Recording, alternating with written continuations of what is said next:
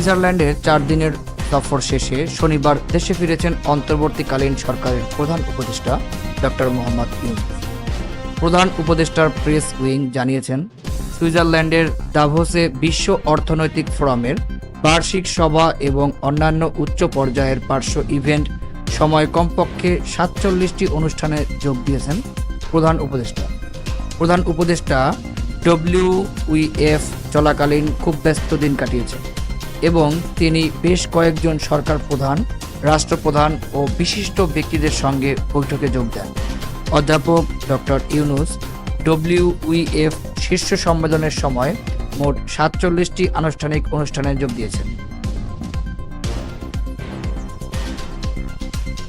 গত শুক্রবার বিএনপির ভারপ্রাপ্ত চেয়ারম্যান তারেক রহমান বলেন, গণতন্ত্র ফিরিয়ে আনতে আরও মজবুত হওয়ার জন্য।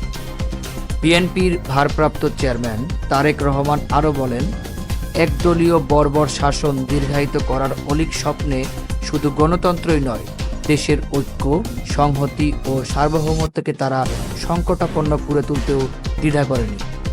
বিরোধী দলের প্রতি আচরণে তারা কখনোই সভ্য রীতিনীতি অনুসরণ করেনি। তখন কারাগারই ছিল বিরোধী দলের ঠিকানা। গণতন্ত্র বিরোধী ও জনবিচ্ছিন্ন অবৈধ আওয়ামী লীগ সরকার 5 আগস্ট ছাত্র জনতার মিলিত দুর্বার আন্দোলনের মুখে দেশ ছেড়ে পালিয়ে যেতে বাধ্য হয়। এখন যে কোনো ষড়যন্ত্র মোকাবিলা করে গণতন্ত্র, মানুষের ব্যক্তি স্বাধীনতা ও ভোটের অধিকার ফিরিয়ে আনতে জনগণকে দৃঢ় সংকল্পবদ্ধ হতে হবে।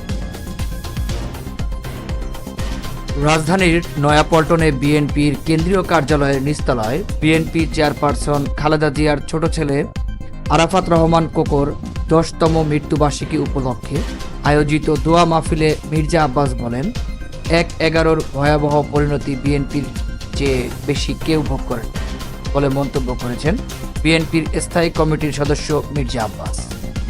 বিএনপির প্রতিটি নেতাকর্মী থেকে শুরু করে দলের চেয়ারপারসন খালেদা জিয়া পর্যন্ত 1/11 নির্মম রোষানলে পড়েছিলেন। মির্জা আব্বাস আরও বলেন, যদি এ ধরনের কথাবার্তা বলতে থাকেন তাহলে দেশ কোনোদিন গণতন্ত্রের চেহারা দেখবে না। যুক্তরাজ্যের দ্য লন্ডন ক্লিনিকে 18 দিনের চিকিৎসা শেষে ছেলে তারেক রহমানের বাসায় গিয়েছেন বিএনপি চেয়ারপারসন বেগম খালেদা জিয়া।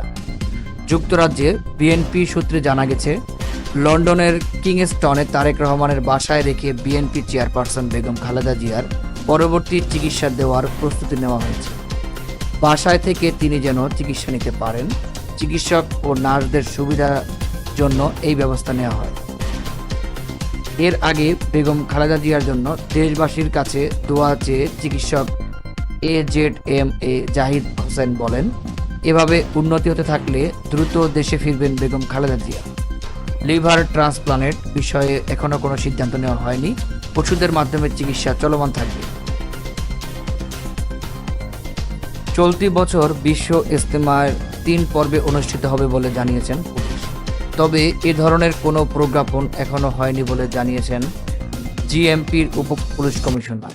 আজ শনিবার সকালে গাজীপুর মেট্রোপলিটন পুলিশের উপ পুলিশ কমিশনার NF নাসিরউদ্দিন জানিয়েছেন। নাসিরউদ্দিন বলেন, এবারের বিশ্ব ইজতেমা 3 পর্বে অনুষ্ঠিত হবে। প্রথম 2 পর্বে শুরায়ে নিজাম বা জুবায়ের পন্থীরা করবেন, তৃতীয় পর্বে করবেন সাদপন্থীরা। মৌখিকভাবে এই তথ্য জানালেও কোনো প্রজ্ঞাপন আসেনি বলে জানান তিনি। সর্বশেষ তথ্য অনুযায়ী শুরায়ে নিজাম বা জুবায়ের পন্থীরা ইজতেমার প্রথম ও দ্বিতীয় পর্ব 31শে জানুয়ারি থেকে 2 ফেব্রুয়ারি ও 3 ফেব্রুয়ারি থেকে 5 ফেব্রুয়ারি পালন করবেন।